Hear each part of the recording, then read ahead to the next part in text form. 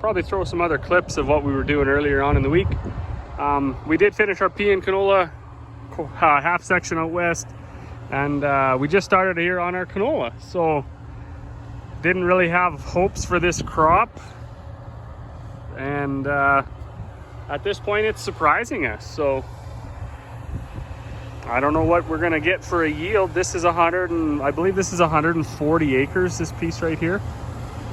And I mean, they're churning away. A little bit tricky getting it set, but they're I think we're all right now. I mean, it's unbelievable. There's more losses behind this 9750 than there is behind that 9610.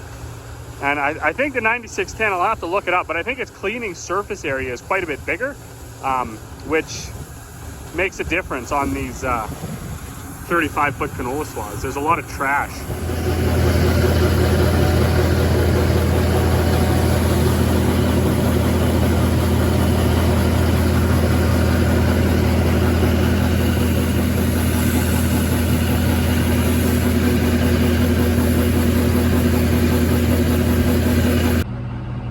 So one thing I find always interesting, and for someone with a very bad judge of distance, like I have very poor depth perception, it's funny watching Dad, Mom, and Corey, once they switch off those 30-foot straight cut headers, and then they put on these 14-foot pickup headers, it's hard, it takes a bit to line back up to the truck.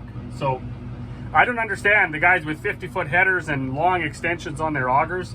I have no idea how they must, I think they dumped some grain on the ground for sure. So of course, one thing that happened too is with grain carts, especially if your grain cart and your combine have GPS, you can actually pair them up so it stays the right distance away. And that would be pretty cool. If we ever get to the point in our farm where we can justify getting a grain cart, that might be something I'd look into, is getting that line sharing software so the combine and the grain cart match up. But okay, he's offloaded, I better go. Oh, well, good morning. What do we got here? We got September 13th, and they're hammering away on canola. So we did about 160 acres last night. They just finished off the last couple rounds this morning.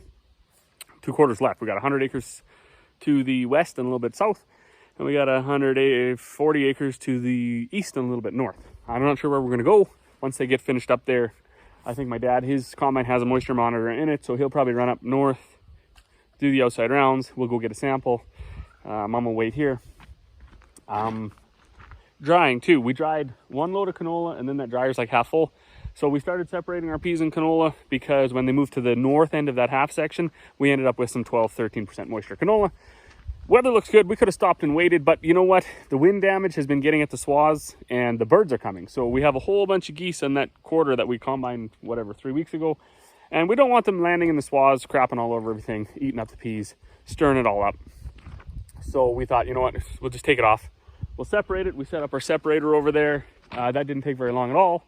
And now we got, we got empty truck. We got the dryer half full. A little bit on this truck yet, which will be perfect because if he goes up north and it's tough, he can just dump his half a hopper load right in the truck, and I'll bring it, put it right in the dryer, and we'll get it dried. So things are going, I guess. They're progressing along. It's always been a jog around. One cool thing that happened yesterday, we've been having some grounding issues, or possibly positive wire issues, not too sure. So I thought I had it figured out, fired the tractor up, and I was just driving it away, and the electrical smoke just started pouring out of this rubber, whatever you want to call these things, in the steering column. So I had to bail out of the tractor, and what I found was so you can imagine on this Cockshut tractor, there's really not a lot of electrical stuff, not a lot of wires, but all of these wires were melting down under the cab, and now we got nothing. So we drug it over here out of the way in case it caught fire. I was too stupid to unhook the batteries, but I don't think it's arcing across anymore anyways, so we're gonna leave it, well, we're not gonna leave it here, but we're gonna leave it here for the time being. And then I'm going to push it in the shop, disconnect the battery, find out exactly what went wrong. Often in those situations, there was a bare wire rubbing on something, or something like that. Some electrical tape come loose and just caused the positive to go to the frame or something, and then it overheats, melts the wires. So that tractor's out of commission, which puts my feed making out of commission because we need the other 2 tractors on the auger, so we don't have a tractor for the mill because the 3rd tractor is on the grain dryer. You cannot own enough stuff.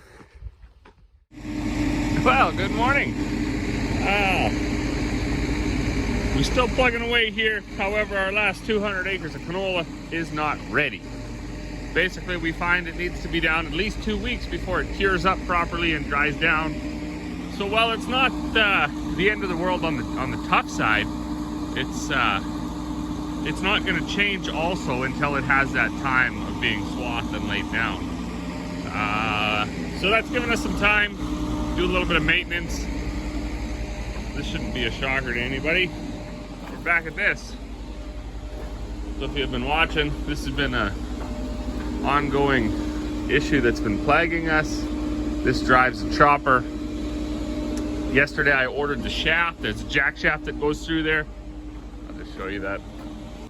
So I'm not sure if the collar just wasn't tight enough originally, or you know, if it's just wearing out, because I know the collar does hold it on there tighter.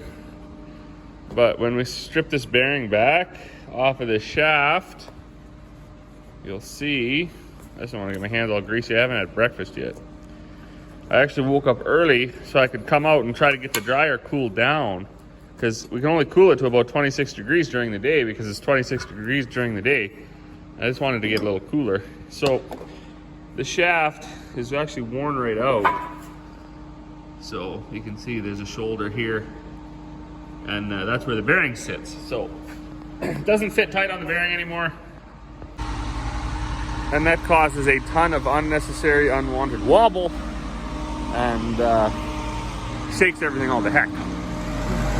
And why are we running the dryer? Well, I guess there's like 5 reasons, probably.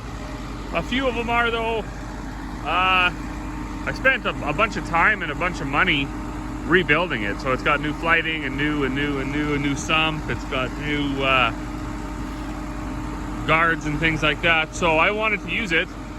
And this is only the 3rd load that's been in that grain dryer. We dried that 1 load of barley. That was 19 before we realized it was too tough. We dried 1 load of canola yesterday that was in our pea and canola mix. And then we ended up with another half a load of canola out of that pea and canola mix that needed to be dried. So then my dad took the 9750, he went up north and he got a hopper load. It was about 11 and not ready. That's the canola that's not ready. So he brought it back and we dumped it in the dryer just to get the dryer empty.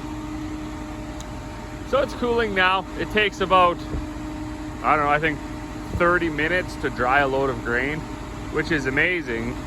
And yeah, we don't have to. So before anybody's like, oh, they're idiots, why would they dry? Why wouldn't they wait? Well, I mean, we are waiting, but we had half a load to dry, so we went and got a half a load of canola to put in the dryer. Be efficient. As I said earlier, yesterday I couldn't even get it. I couldn't get it cooled down. It's just too hot. So it's about 3 degrees right now. Everything's covered in dew.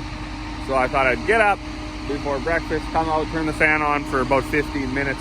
I believe 15 minutes is what they say it takes for the grain to make 1 cycle. If there's anybody watching this that doesn't understand how a grain dryer works, it's very simple with these batch dryers. And actually grain drying in general is pretty simple. The process is you have to heat the grain up to a point where it will release the moisture. That's usually right around 30 degrees.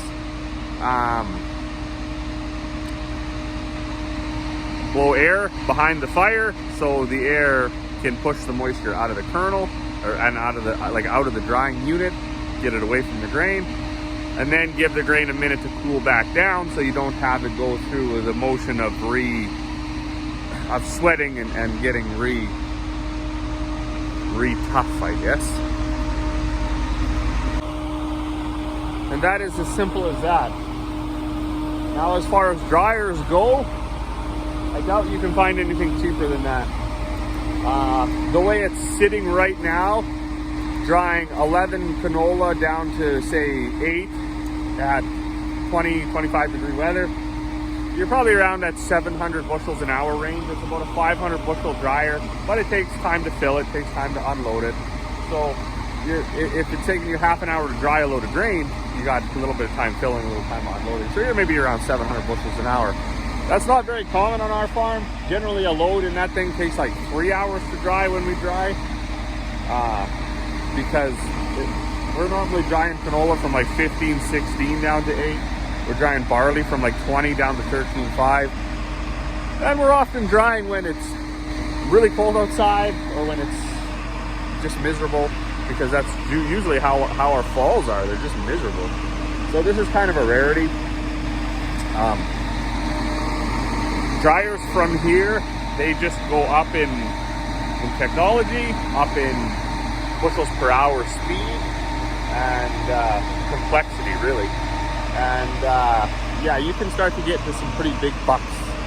I mean, to do a really good dryer setup with some bins and stuff, you can easily spend $500,000, $750,000 just on your dryer setup. Is this too small for our farm? Probably.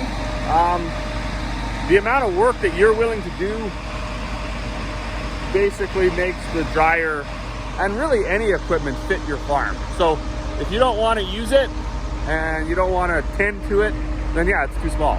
But if you don't mind running it 24/7, it works. I mean, it's worked on our farm for, I don't know, the last like 15 years. So now this dryer is as basic as you're gonna get. You're not gonna find anything simpler than this. There's like about 3 functions on the control panel, on, off, and a couple of modulating valves. There's a big chamber inside. You can see that cone in there. So you fill this up with grain and it goes down where that pulley is.